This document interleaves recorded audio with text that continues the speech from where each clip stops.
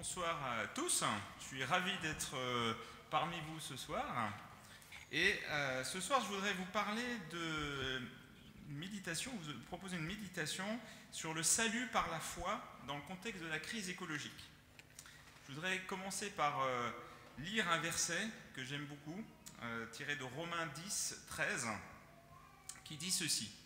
En effet, toute personne qui fera appel au nom du Seigneur sera sauvée. C'est aussi traduit, pour ceux qui lisent la version seconde, c'était la seconde 21, car quiconque invoquera le nom du Seigneur sera sauvé.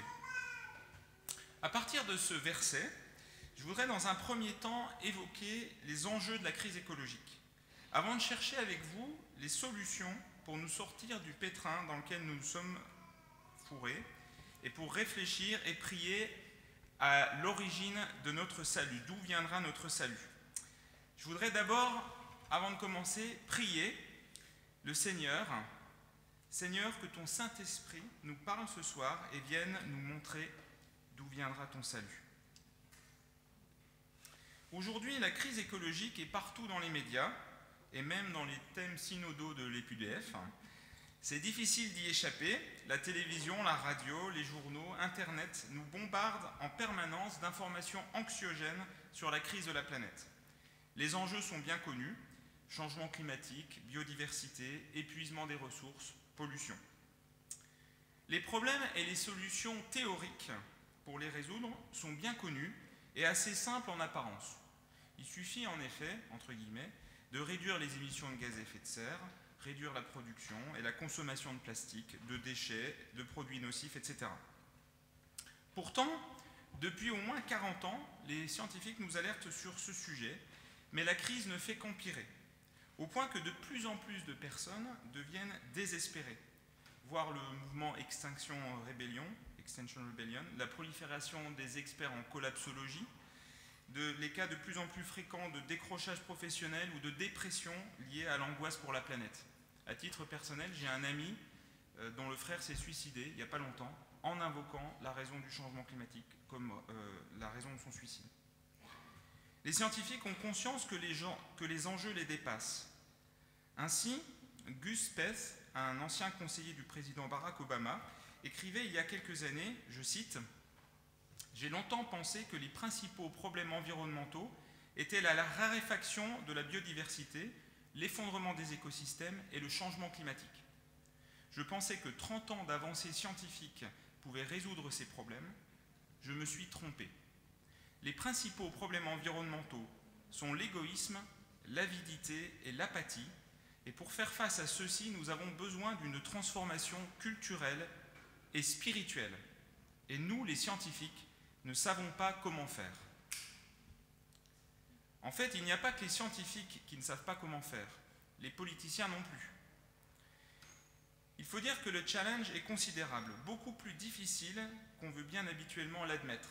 En effet, pour éviter une hausse des températures qui pourrait mettre en péril la vie sur Terre, il ne suffit pas juste, entre guillemets, de remplacer sa voiture diesel par une voiture électrique.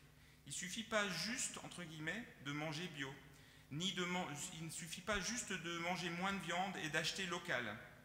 Il faut au contraire radicalement changer notre manière de vivre, comme par exemple ne plus prendre l'avion, ne plus avoir de voiture, vivre dans les logements beaucoup plus petits, arrêter de regarder des vidéos à la demande en streaming, renoncer à bon nombre de conforts, entre guillemets, du monde moderne. On est en fait face à un enjeu qui est semblable à celui de l'abolition de l'esclavage. Pourquoi ? On est aujourd'hui tous des propriétaires d'esclaves énergétiques. Je ne sais pas si vous connaissez cette expression. C'est une expression qui désigne des machines qui font pour nous le travail que faisaient auparavant les esclaves et les serviteurs dans les familles aisées. On utilise ces esclaves énergétiques pour les mêmes raisons que nos ancêtres utilisaient des esclaves dans le passé, pour faire la lessive, vous savez, on utilise une machine à laver, pour faire des travaux pénibles qu'on n'a pas envie de faire, ou aussi pour montrer notre richesse et notre réussite professionnelle. Or, il n'y a pas d'exemple historique de société esclavagiste ayant aboli l'esclavage de l'intérieur. Prenez l'exemple de la Grande-Bretagne, premier pays à avoir aboli l'esclavage. c'est la société civile métropolitaine, c'est-à-dire des îles britanniques, qui a obligé les colonies dans les Antilles à abolir l'esclavage. Aux États-Unis, c'est le Nord, non esclavagiste, qui a imposé au Sud, esclavagiste, l'abolition, au prix d'une guerre. Ça a pris 40 ans dans les deux cas, et dans le cas des États-Unis, je l'ai dit, ça a été au prix d'une guerre. Or, on ne dispose malheureusement pas d'autant de temps aujourd'hui pour changer la société. Il n'existe pas non plus d'exemple de société ayant renoncé volontairement à un mode de vie riche pour adopter un mode de vie plus sobre. On a par contre de multiples exemples de sociétés qui ont coupé la branche sur laquelle elles étaient assises, par exemple l'île de Pâques. Les sociétés qui ont voulu vivre la mise en commun des ressources, prenez l'exemple des pays communistes, se sont rapidement transformées en pays totalitaires et souvent également en catastrophes écologiques. D'autant que les enjeux sont globaux, mais il n'y a pas d'instance de gouvernance internationale ou globale qui puisse résoudre les problèmes à cette échelle.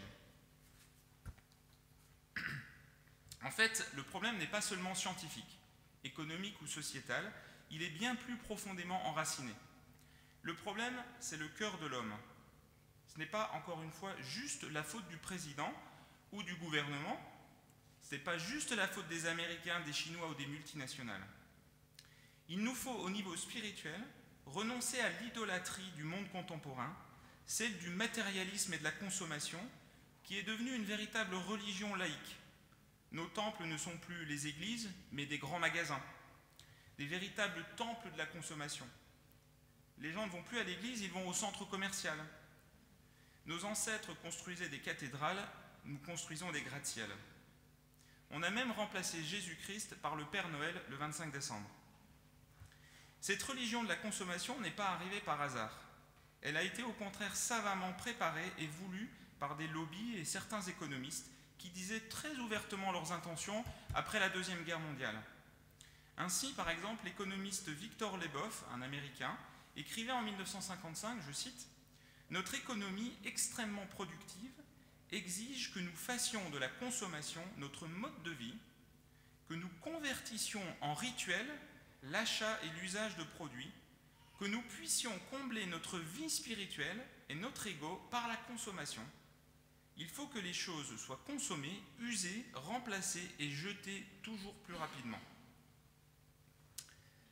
Il y avait, et il y a toujours, derrière ces lobbies, des forces spirituelles très puissantes, déjà dénoncées par Jésus il y a 2000 ans. La puissance de Mammon, l'amour de l'argent, dont l'apôtre Paul dit qu'elle est une racine de tous les maux. Et nous, les chrétiens, devrions pouvoir dévoiler la racine du problème et mettre les mots là où des personnes non croyantes ont plus de mal peut-être à identifier la nature de mal. Mais je dis devrions, car encore faut-il que nous prenions conscience de cette idolâtrie, et combien d'églises sont encore imprégnées par l'évangile de la prospérité, et il faut aussi que nous en sortions en nous repentant. Devant la gravité des enjeux écologiques et l'absence apparente de solutions, il n'est pas étonnant qu'on observe aujourd'hui ce qu'annonce Luc dans le chapitre 21, verset 25 de son évangile. Je cite, « Et sur la terre, il y aura de l'angoisse chez les nations qui ne sauront que faire au bruit de la mer et des flots, les hommes rendant l'âme de terreur dans l'attente de ce qui surviendra pour la terre. » Face à cette angoisse qui saisit le monde, les spécialistes de l'écologie sont priés et pressés de présenter des solutions et de redonner de l'espoir. Récemment, je devais parler devant une assemblée chrétienne, mais mon intervention a été refusée parce qu'elle était jugée trop négative. Les organisateurs voulaient plutôt mettre en avant des solutions, entre guillemets, simples, comme par exemple suggérer d'arrêter de boire de l'eau en bouteille.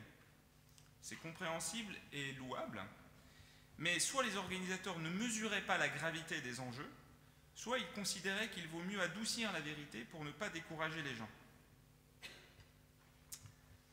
Pour conclure cette première partie sur les enjeux écologiques, nous constatons que nous sommes confrontés à un problème majeur de survie de l'humanité qui est nouveau et qui est sans précédent dans l'histoire. À vue humaine, je ne suis pas optimiste qu'on va trouver une issue. Et j'ai certainement, personnellement, pas de solution miracle à proposer.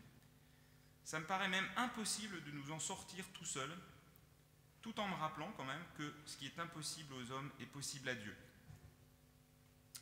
Or, je pense que notre devoir, face aux enjeux qui semblent insurmontables, c'est de dire la vérité et de nous rappeler que le salut ne vient pas de ce que nous faisons ou ferons pour, entre guillemets, sauver la planète, mais le salut vient de Jésus-Christ.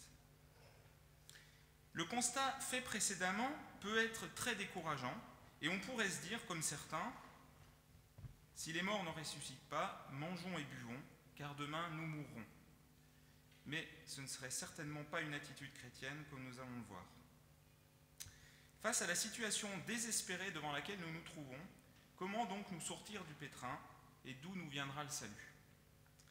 Le monde propose, je vais schématiser évidemment, en gros deux solutions. Une solution technique et une solution basée à la fois sur la foi en l'homme. La première solution proposée, celle de la technologie, censée nous permettre de nous passer du pétrole et de résoudre les problèmes du monde, mettant en avant les énergies renouvelables, nous entraînant dans une fuite en avant technologique vers des solutions hasardeuses de géo-ingénierie, par exemple. Chez les protestants, on est peut-être immunisé en partie contre ce faux espoir en la technologie grâce aux travaux de Jacques Ellul, qui depuis longtemps a mis en garde contre le danger de la technologie. L'histoire des sciences ne rend pas très optimiste. On trouve plein d'exemples de soi-disant solutions technologiques qui se sont avérées bien pires que les problèmes qu'elles étaient censées résoudre. Les spécialistes ne sont pas du tout optimistes sur la capacité des renouvelables, par exemple, à remplacer les énergies fossiles et le nucléaire. Je n'aurai pas le temps de développer ici en détail, mais je ne crois vraiment pas que la technologie peut nous sauver. La deuxième solution proposée par le monde est la solution, je dirais un peu tarte à la crème, mise en avant par le monde écologiste en France sur le mode « chacun doit faire sa part ». Vous connaissez sans doute la légende du colibri racontée par Pierre Rabhi. Un jour, dit la légende, il y eut un immense incendie de forêt. Tous les animaux, terrifiés, atterrés, observaient impuissants le désastre. Seul le petit colibri s'activait, allant chercher quelques gouttes avec son bec pour les jeter sur le feu. Après un moment, le tatou, agacé par cette agitation dérisoire, lui dit « Colibri, tu n'es pas fou? Ce n'est pas avec ces gouttes d'eau que tu vas éteindre le feu. » Et le colibri lui répondit « Je le sais, mais je fais ma part. » L'approche du colibri, qui est très répandue en France, c'est d'encourager le monde à se retrousser les manches, avec l'espoir que si on s'y met tous, on va réussir à éteindre l'incendie. Mais c'est une approche que personnellement je trouve très déprimante, car j'arrive pas à imaginer que les animaux vont réellement tous s'y mettre, d'une part, et même s'ils s'y mettent tous, j'ai aucune idée de comment ils arriveraient à éteindre cet incendie. En plus, il y a un risque sérieux de se brûler les ailes et de mourir soi-même dans l'incendie.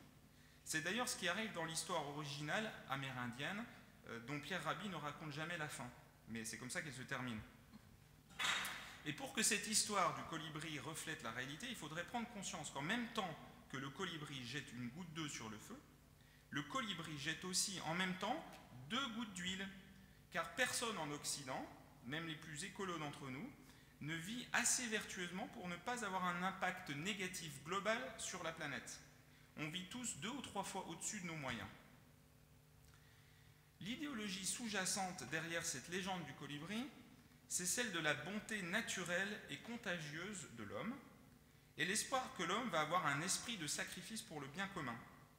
Or, dans cette société matérialiste qu'est la nôtre, où tout se limite à la vie présente, où l'homme ne peut rien attendre de Dieu, ni espérer en une quelconque transcendance, je parle pour ceux qui, bien sûr, n'ont pas la foi en Jésus-Christ, pourquoi l'homme se sacrifierait-il pour son prochain ?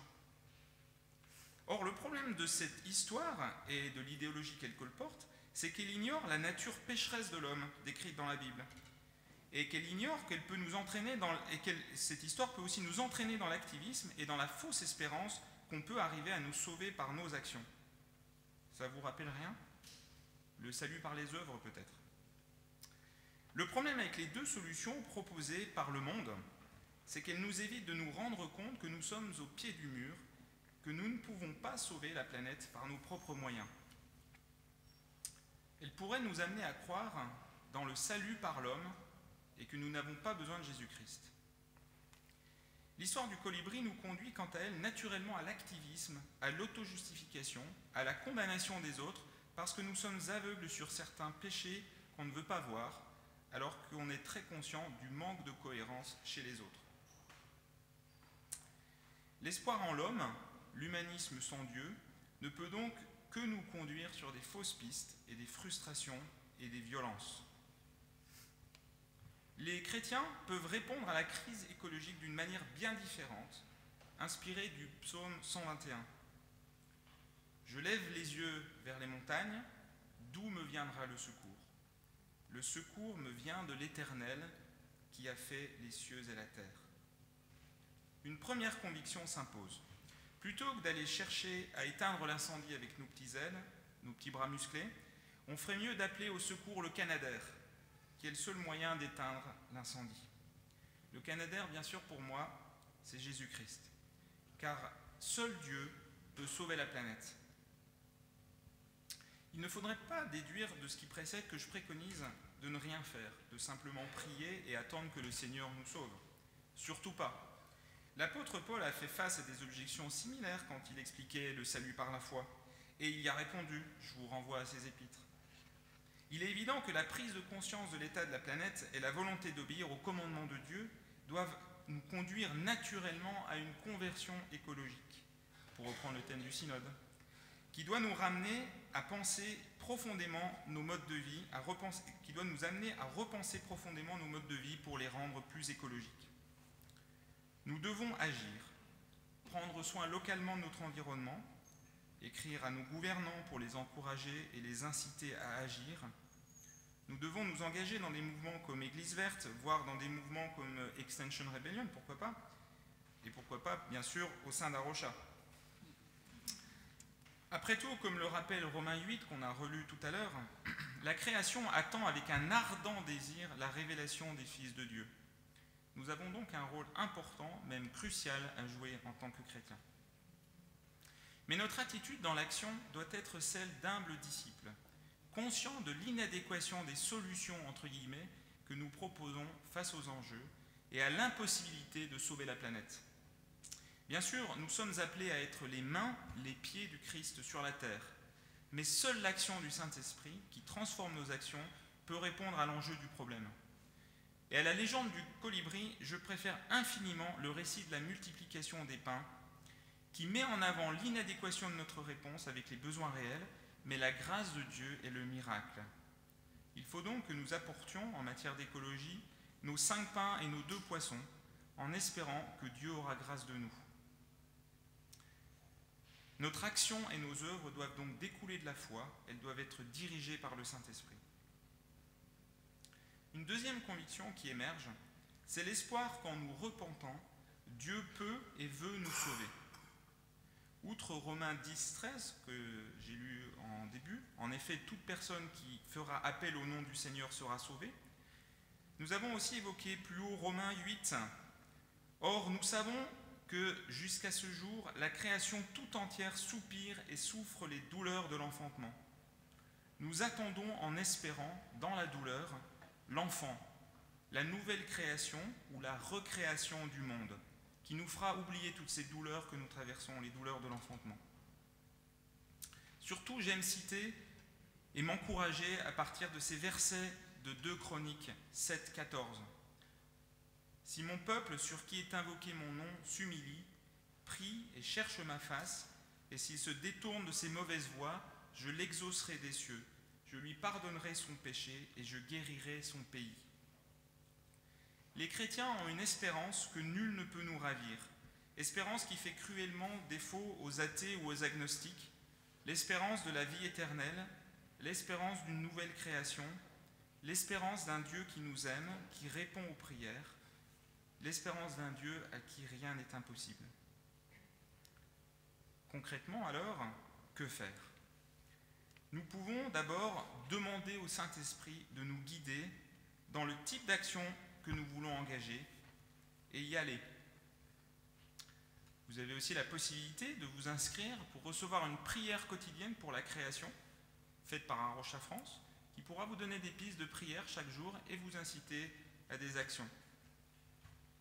Et en préparant ce prêche hier, m'est venu le désir d'organiser un grand rassemblement pour mettre en pratique les promesses de 2 Chroniques 7, 14.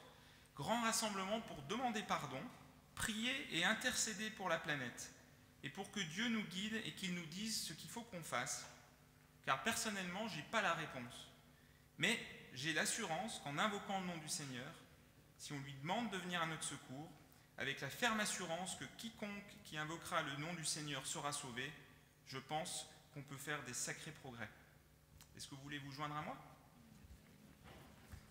Merci.